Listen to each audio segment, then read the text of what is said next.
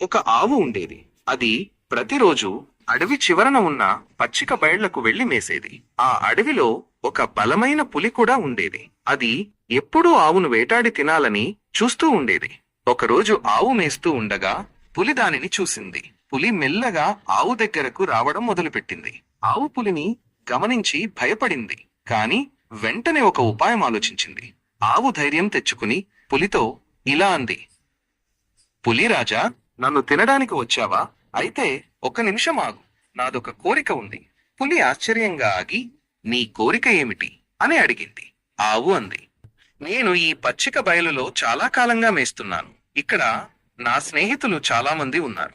నన్ను చంపే ముందు వారందరికీ నన్ను చివరిసారిగా చూడనివ్వు. తరువాత నువ్వు నన్ను తినవచ్చు.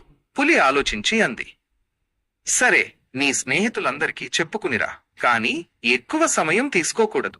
ఆవు వెంటనే తన స్నేహితులైన ఇతర ఆవులు, దూడలు ఉన్న చోటికి పరిగెత్తింది. జరిగిన విషయం చెప్పింది. వారందరూ చాలా బాధపడ్డారు. కాని ఆవు ఒక ఉపాయం చెప్పింది.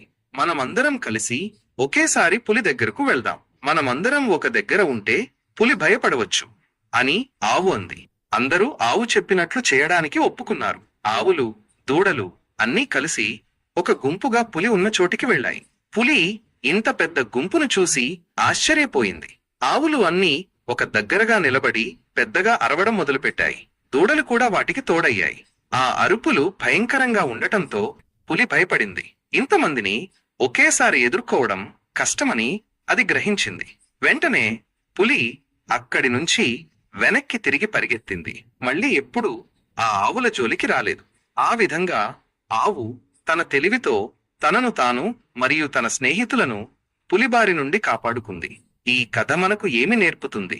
కష్ట సమయంలో తెలివిగా ఆలోచించాలి. ఐక్యమత్యంతో ఉంటే పెద్ద కష్టాలను కూడా ఎదుర్కోవచ్చు.